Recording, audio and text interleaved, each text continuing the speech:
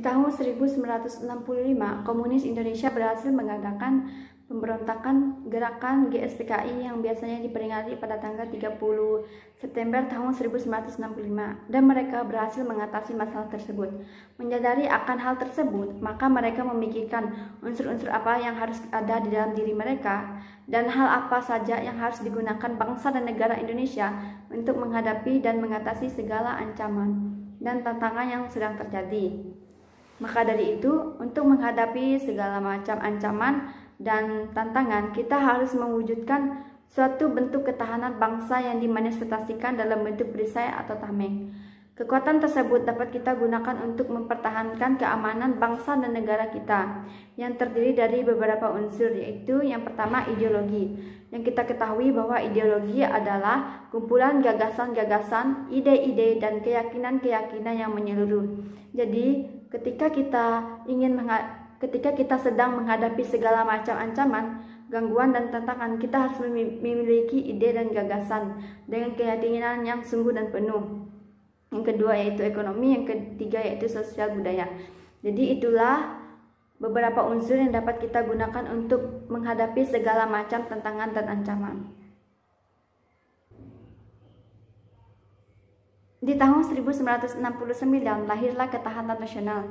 Menurut konsepsi atau pengertiannya, ketahanan nasional adalah keuletan dan daya tahan yang dimiliki suatu bangsa dan negara yang mengandung dan memiliki kemampuan untuk ketahanan nasional, yang bertujuan untuk menghadapi segala ancaman yang berbahaya bagi kelangsungan hidup negara dan bangsa Indonesia. Nah, jadi dari pengertian tersebut, kita sebagai anggota masyarakat Indonesia harus memiliki keuletan dan daya tahan untuk menghadapi segala macam ancaman dan tantangan yang datang, baik yang dari luar maupun yang dari dalam. Keuletan dan daya tahan seperti apa yang harus ditanamkan?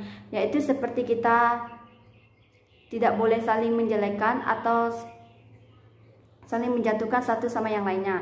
Yang kedua yaitu kita harus saling bertoleransi antar sesama, dan yang ketiga yaitu saling percaya dengan satu dan yang lain. Dengan begitu hidup kita akan aman dan tentram dan akan jauh dari segala ancaman dan tantangan. Muncul di awal tahun 1960 karena diiringi dengan adanya masalah yang sedang dihadapi bangsa Indonesia. Masalah yang sedang dihadapi yaitu adanya penyebaran pengaruh komunisme dari Uni Soviet dan Cina. Sehingga pengaruh tersebut masih menjalar sampai di kawasan Indochina dan membuat negara di kawasan Indochina satu persatu seperti Laos, Vietnam, dan Kamboja menjadi negara komunis. Baik, di sini saya dari kelompok D akan menjelaskan tentang sejarah ketahanan nasional. Seperti kita ketahui, dalam pengertian ketahanan nasional 1972 secara jelas menyatakan bahwa pusat perhatian ketahanan nasional untuk mempertahankan kelangsungan hidup bangsa dan negara serta untuk mengamankan perjuangan menjadi tujuan nasional. Pada tahun 1972 ini secara jelas pemerintah memesankan untuk mempertahankan sebuah negara yang dimana pertahanan itu merupakan hal yang penting untuk mempertahankan kemerdekaan suatu negara yang telah dijajah oleh negara luar, karena pertahanan itu merupakan kepentingan yang begitu dipertahankan. Kebanyakan negara, setiap negara pasti akan mempertahankan apa yang menjadi haknya atas kemerdekaan dari penjajahan negara luar. Menurut saya itu yang dimaksud dengan ketahanan nasional. Terima kasih. Pada tahun 1960, gerakan komunis semakin menyebar ke kawasan negara Indonesia Cina, sehingga satu persatu kawasan yang berada di Indonesia dan Cina menjadi negara komunis. Dampak dari gerakan komunis tersebut dapat mempengaruhi para pemikir di lingkungan SSKD atau Sekolah Staf Komandan Angkatan Darat. Dalam ketahanan nasional, tentunya sebuah negara memerlukan adanya suatu komando untuk melindungi negaranya dari segala macam ancaman dari luar maupun dari dalam. Dan di negara kita Indonesia, TNI atau Tentara Nasional Indonesia adalah sebagai salah satu contoh atau salah satu bentuk benteng pertahanan untuk melindungi negaranya dari berbagai ancaman, tantangan, hambatan, dan gangguan. Oleh karena itu, untuk mempersiapkan diri menghadapi segala macam tantangan, hambatan, dan gangguan, maka dibentuklah ketahanan bangsa itu dalam bentuk perisai atau tameng, dalam bentuk pertahanan dan juga keamanan. Baik, saya akan membahas sejarah ketahanan nasional dan melanjutkan penjelasan dari Selviana Sani. Pada tahun 1965, Komunis Indonesia berhasil mengadakan pemberontakan, yakni Gerakan 30 September 1965, yang dapat diatasi. Dan menyadari hal tersebut, bangsa Indonesia mampu menyadari unsur-unsur apa saja yang ada di dalam diri bangsa Indonesia yang demikian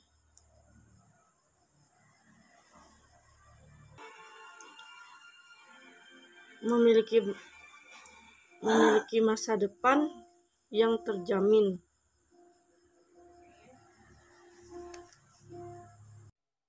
Pada tahun 1968 telah ditemukannya unsur-unsur dari tata kehidupan nasional yang berupa ideologi, politik, ekonomi, sosial, dan militer. Kehidupan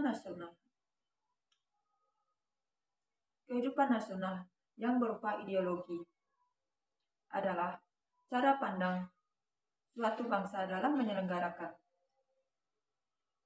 negaranya. Adapun suatu sistem nilai yang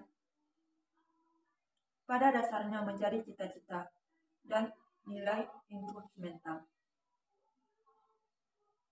2. Kehidupan nasional dalam politik adalah suatu ancaman yang dapat dilakukan oleh negara lain. Ancaman politik yang terjadi terhadap Indonesia. Ancaman tersebut dapat dikatakan intimidasi, provokasi, dan blokade. 3. Kehidupan nasional yang berupa ekonomi adalah yang mencerminkan kehidupan perekonomian bangsa, mengundang kemampuan yang dapat menciptakan kemandirian ekonomi nasional dengan menggunakan daya saing yang tinggi. 4. Kehidupan nasional berupa sosial adalah suatu kehidupan manusia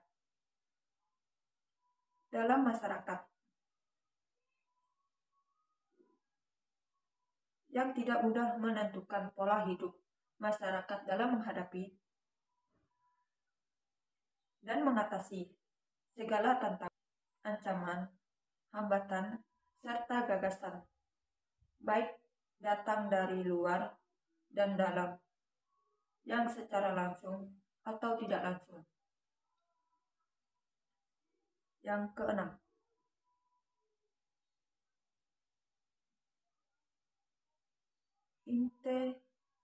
integrasi kehidupan nasional yang dapat dibagi menjadi dua, yakni militer dan non-militer.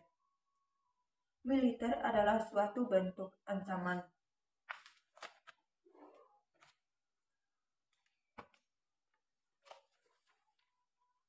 yang datang dari pihak internal atau dari dalam negeri. Bentuk dari ancaman ini harus diwaspadai karena bisa muncul kapan saja tanpa ada tanda-tanda. Sekian dari saya, terima kasih. Jadi, kesimpulannya adalah ketahanan nasional merupakan kondisi dinamis suatu bangsa atau negara yang memiliki kemampuan untuk mengembangkan kekuatan, keuletan, dan ketangguhan sebagai upaya dalam menghadapi dan mengatasi segala ancaman yang datang dari dalam maupun luar negeri. Ketahanan nasional ini juga menjadi tanggung jawab bagi seluruh bangsa maupun masyarakat di suatu negara tersebut, terkhususnya di masyarakat di negara kita, di Indonesia. Maka dari itu, ketahanan nasional harus dibina dan dikembangkan terus-menerus agar kehidupan masyarakat dapat semakin terjamin. Ketahanan nasional dibagi menjadi dua, yaitu aspek sosial dan aspek ilmiah. Aspek ilmiah sering disebut juga Trigarta, yang meliputi aspek geografi, kekayaan alam, dan kependudukan. Aspek geografi meliputi tentang letak suatu wilayah. Aspek kekayaan alam meliputi tentang sumber dan potensi alam yang ada di bumi ini. Kependudukan yaitu meliputi tentang masyarakat yang mendiami suatu wilayah. Aspek sosial yang sering disebut juga dengan Pancagarta meliputi aspek ideologi, aspek politik, aspek ekonomi, aspek sosial budaya, dan aspek ketahanan dan keamanan.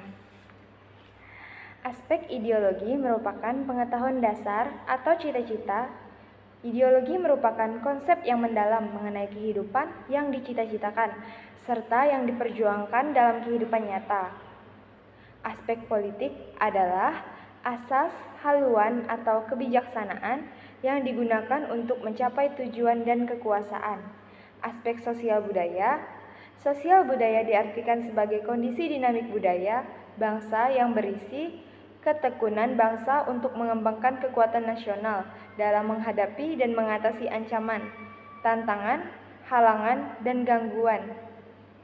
Ketahanan budaya memiliki esensi untuk mengatur dan menyelenggarakan kehidupan sosial budaya.